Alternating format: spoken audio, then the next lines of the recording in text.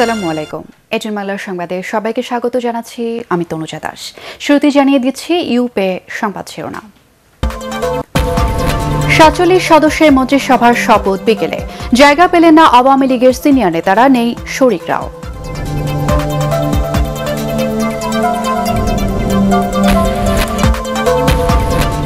নির্বাচনী প্রতিশ্রুতি বাস্তবায়নে নতুন ও অভিজ্ঞদের সমন্বয়ে মন্ত্রিসভা হচ্ছে, বললেন ওবায়দুল কাদের।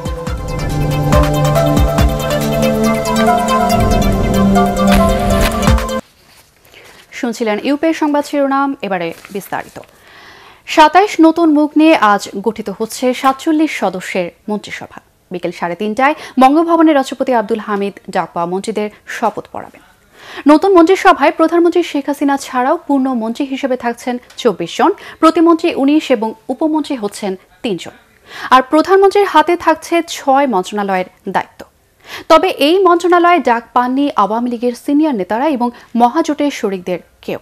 আরও জানাচ্ছেন মোর্শেদ আলম।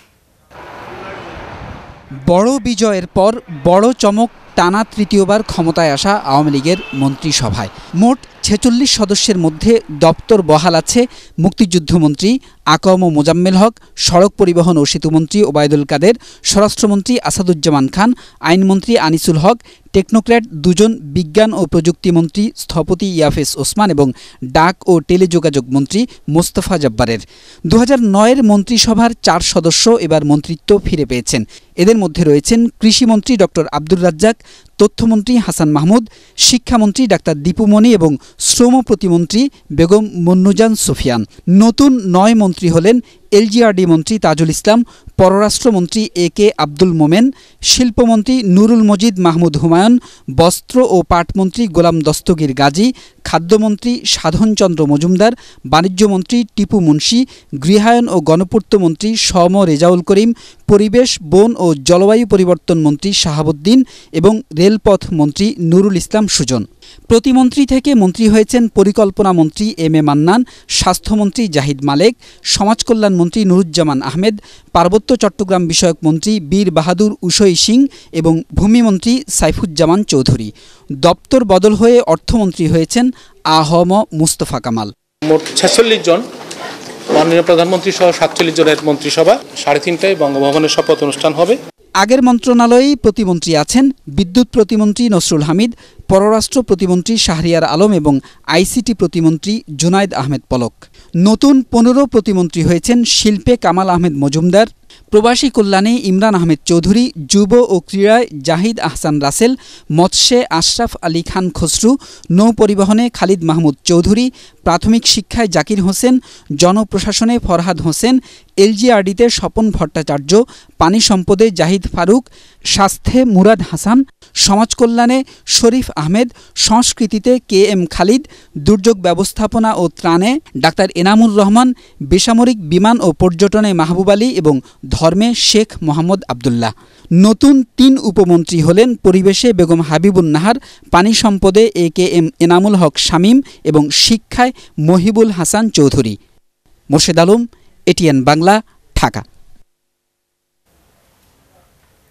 এদিকে দুর্নীতি নির্মূল, গ্রামকে শহরে রূপান্তর, নিরাপদ সড়ক নিশ্চিত করা সহ ইশতেহারের ২১ দফা বাস্তবায়নে তারুণ্যের উপরই আস্থা রেখেছেন প্রধানমন্ত্রী শেখ হাসিনা। ১০ম সংসদে ২৬ জন মন্ত্রী প্রতিমন্ত্রী শুধু নয়, এবারের মন্ত্রিসভায় বাদ পড়েছেন বাংলাদেশ আওয়ামী লীগের বর্ষিয়ান নেতারা। দেশের বিভিন্ন অঞ্চলের সাংসদদের মাঝে সুষম বণ্টনের পাশাপাশি ৩ জন নারীও রয়েছে নয়া মন্ত্রিসভায়। দেখুন ফজলে রাবির রিপোর্ট।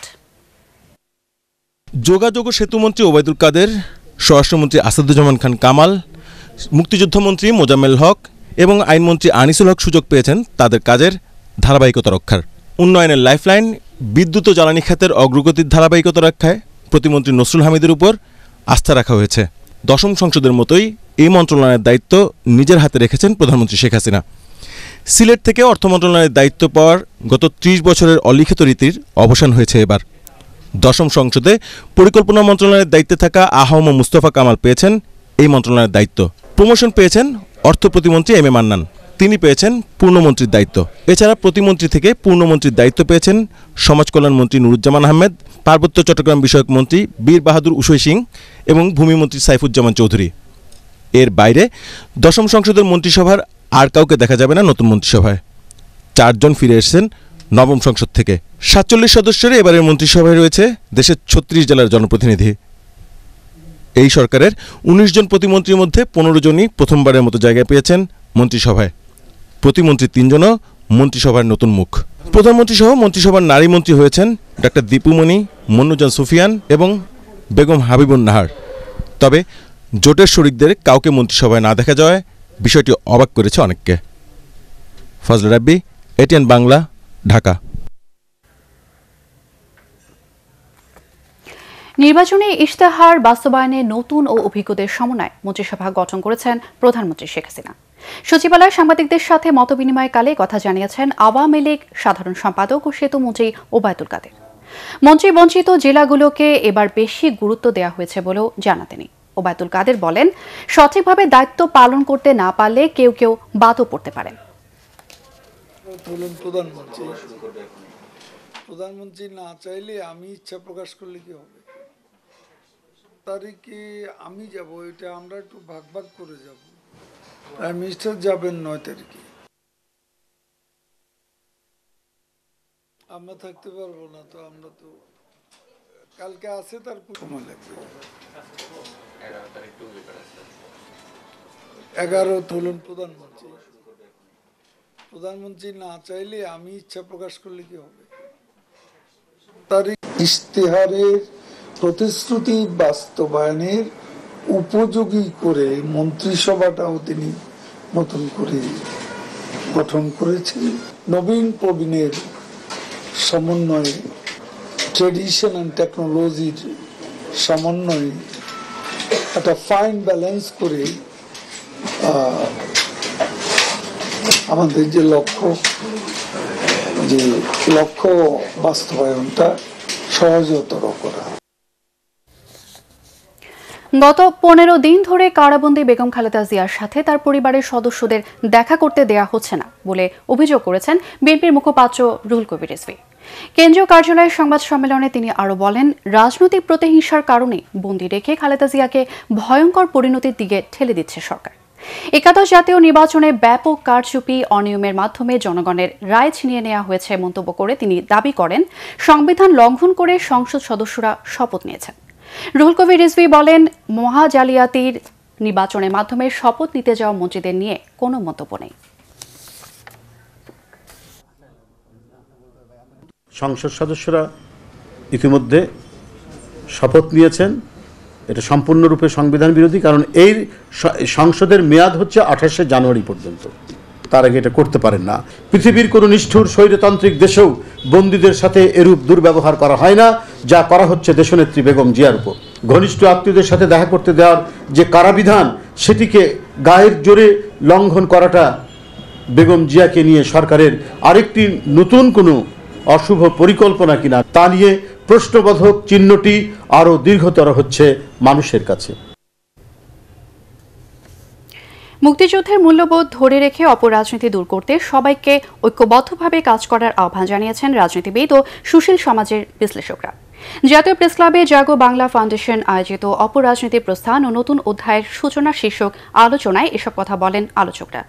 রাজনৈতিক যুদ্ধের মাধ্যমে দেশ বিরোধী শক্তিকে আর ক্ষমতায় আনা যাবে না বলে জানান তারা। বলেন, মুক্তিযুদ্ধ বিরোধী অপশক্তিকে আশ্রয় দিলে কেউ ক্ষমতায় আসতে পারে না, তা এবারে নির্বাচনের মাধ্যমে আবারও প্রমাণ হলো। জামাত ও বিএনপির মধ্যে নীতিগত কোনো পার্থক্য নেই বলেও জানান আলোচকরা।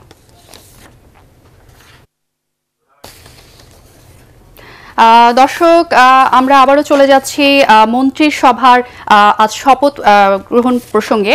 দর্শক, আপনারা যেমনটি জানেন, বিকেল 3:30টায় শপথ নিতে যাচ্ছেন নতুন মন্ত্রিসভায় ডাক পাওয়া সদস্যরা। এই মুহূর্তে বঙ্গভবনে আছেন আমাদের সহকর্মী শেখ নাজমুল হক সৈকত। আমরা এখন সরাসরি কথা বলছি তার সাথে।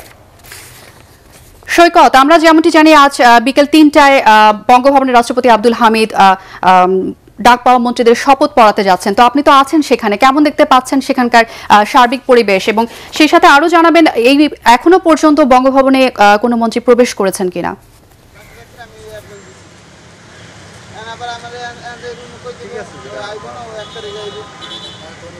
আমার রাষ্ট্রপতি মোহাম্মদ আব্দুল হামিদ তিনি একাদশ জাতীয় সংসদের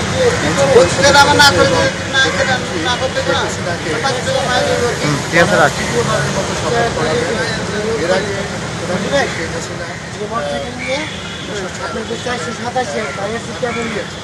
হাসিনা 4বারের মতো 487তে ফোন দিবেন। হ্যালো বাংলাদেশের জন্য একটি আমি যদি দেখাতে পারি এই বঙ্গভবনের গেটের সামনে সৈকত, আপনি থাকেন আমাদের সাথে, আমরা পরবর্তীতে আবার আপনার সাথে যোগাযোগ করার চেষ্টা করব। দর্শক সংযোগটি স্থাপন করতে না পারে আমরা দুঃখিত। এবার জানাবো শেয়ার বাজারের খবর।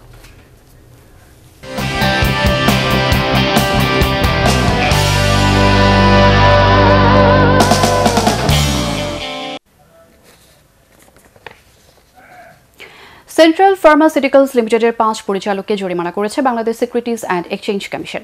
নির্ধারিত সময়ের মধ্যে প্রান্তিক প্রতিবেদন প্রকাশ না করায় কোম্পানির প্রত্যেক পরিচালককে 4 লাখ টাকা করে জরিমানা করা হয়েছে।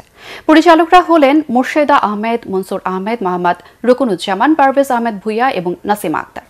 2016-17 অর্থ বছরের আর্থিক হিসাবে বাংলাদেশ হিসাব মান ও সিকিউরিটিজ আইন কানুন লঙ্ঘন করায় এই জরিমানা করা হয়।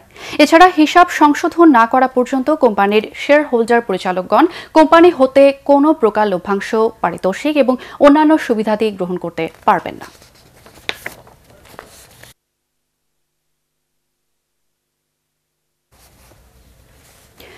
নর্দার্ন জুট ম্যানুফ্যাকচারিং কোম্পানি লিমিটেডের অস্বাভাবিক হারে শেয়ার দর বাড়ার পেছনে অপ্রকাশিত কোনো মূল্য সংবেদনশীল তথ্য নেই বলে জানিয়েছে কোম্পানিটি।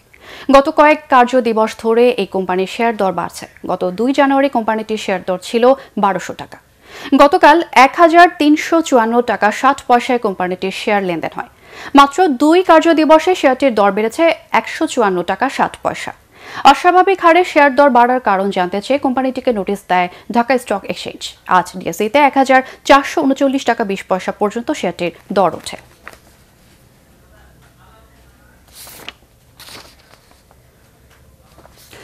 রানার অটোমোবাইলস লিমিটেডের আইপিও আবেদন গ্রহণ 31 জানুয়ারি থেকে শুরু হবে। 10 ফেব্রুয়ারি পর্যন্ত বিনিয়োগকারীরা আবেদন জমা দিতে পারবেন। বুক বিল্ডিং পদ্ধতিতে 1,39,30,348টি শেয়ার ছেড়ে পুঁজিবাজার থেকে প্রায় 100 কোটি টাকা সংগ্রহ করবে কোম্পানিটি। এর মধ্যে 83,33,333টি শেয়ার 75 টাকা করে যোগ্য বিনিয়োগকারীদের কাছে ইস্যু করা হবে। অবশিষ্ট 55,97,015টি শেয়ার 67 টাকা করে সাধারণ বিনিয়োগকারীদের কাছে বিক্রি করা হবে। 30 জুন 2017 সমাপ্ত বছরে কোম্পানিটির শেয়ার প্রতি সম্পদ মূল্য হয়েছে 55 টাকা 70 পয়সা। এবারে আল আরাফা ইসলামী ব্যাংক অর্থ সংবাদ।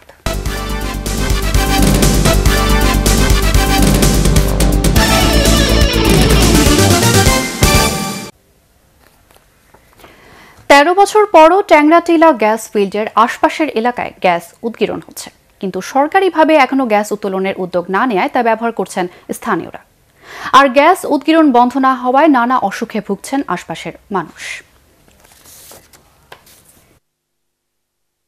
আন্তর্জাতিক আদালতের রায় আমাদের পক্ষে আমরা পাবো এবং জনগণ সহ আমাদের অবকাঠামোর যে সমস্ত ক্ষতি হয়েছে সেগুলোর ক্ষতিপূরণ আমরা পাবো এবং আমাদের এই গ্যাস ফিল্ড আবারও চালু হবে, এই দৃঢ় আশাবাদ আমরা পোষণ করি। এবারে মাইশা গ্রুপ আন্তর্জাতিক সংবাদ।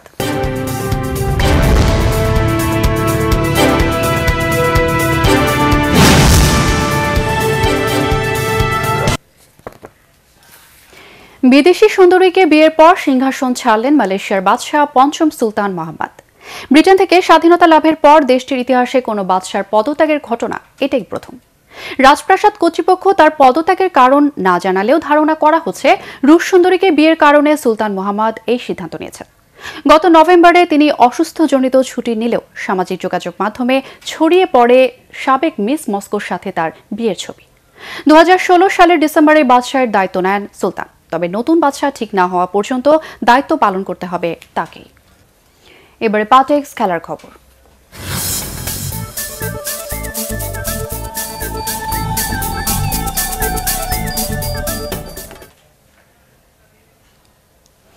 স্প্যানিশ লা লিগায় 2 রকমের রাত দেখেছে বার্সেলোনা ও রিয়াল মাদ্রিদ। বার্সেলোনা সহজ জয় পেলেও আবারও হেরেছে রিয়াল মাদ্রিদ, আর ড্র করেছে অ্যাটলেটিকো মাদ্রিদ। আরও জানাচ্ছেন তসে ইসলাম। 2018 যেখানে শেষ করেছিল ঠিক সেখান থেকেই শুরু করেছে বার্সেলোনা। 5 পয়েন্টের ব্যবধান নিয়ে শিরোপা ধরে রাখার পথে এখন অনেকটাই এগিয়ে আর্নেস্তো ভালভার্দের দল। গেটাফের মাঠে ম্যাচের শুরু থেকেই নিয়ন্ত্রণ অতিথিদের কাছে। 20 মিনিটের সাফল্য পেয়েও যায় তারা। আর্জেন্টাইন তারকা লিওনেল মেসির দারুণ এক গোলে এগিয়ে বার্সা।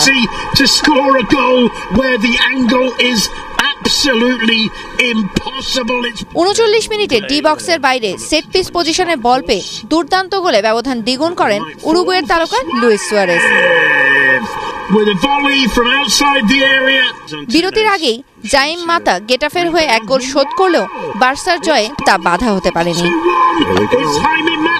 এদিকে রিয়াল মাদ্রিদের দুর্দশা যেন কাটছেই না। ঘরের মাঠে রিয়াল সোসিয়েদাদের কাছে 2-0 গোলে হেরেছে তারা। বলের দখল আর আক্রমণে শুরু থেকেই ম্যাচের নিয়ন্ত্রণ ছিল স্বাগতিকদের কাছে, কিন্তু তৃতীয় মিনিটের পেনাল্টি থেকে উইলিয়ান হোসে অতিথিদের এগিয়ে দেওয়ার পর থেকেই যেন ভাগ্য বিমুখ হয়ে পড়ে রিয়াল মাদ্রিদ। একের পর এক গোল মিসের পাশাপাশি নাকচ হয় পেনাল্টির আবেদনও। 61 মিনিটে মরার উপর খাড়ার ঘা হয়ে আসে লুকাস ভাস্কুয়েজের লাল কার্ড। তাতে 10 জনের দল নিয়ে পেরে উঠছিল না লা ব্লাঙ্কোরা, বরং তাদের গোল শোধে মরিয়া হয়ে ওঠার সুযোগে 83 মিনিটে ব্যবধান আরও বাড়িয়ে নেন রুবেন পার্ডো।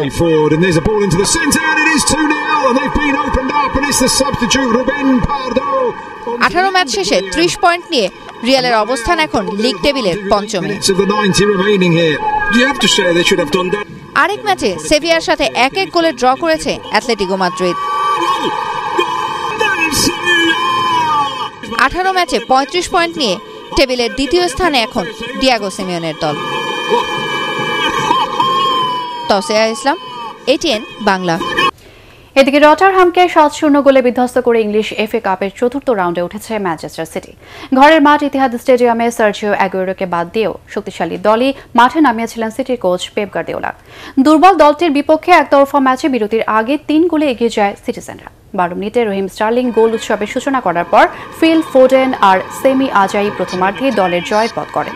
বিরতির পর জেসুস, মাহারেজ, ওটামেন্ডি ও লেরয় সানের গোলে বিশাল জয় পায় ম্যান সিটি। অন্য ম্যাচে নিউপোর্ট কাউন্টির কাছে 2-1 গোলে হেরেছে লেস্টার সিটি। শেষ করার আগে ইউপি সংবাদ শিরোনাম জানিয়ে দেব আরও একবার। 47 সদস্যের মন্ত্রিসভার শপথ বিকেলে। জায়গা পেলেন না আওয়ামী লীগের সিনিয়র নেতারা, নেই শরিকরাও।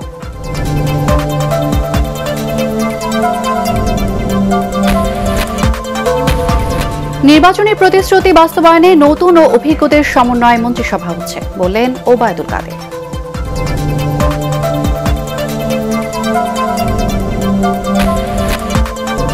আর এই ছিল এখনকার সংবাদ।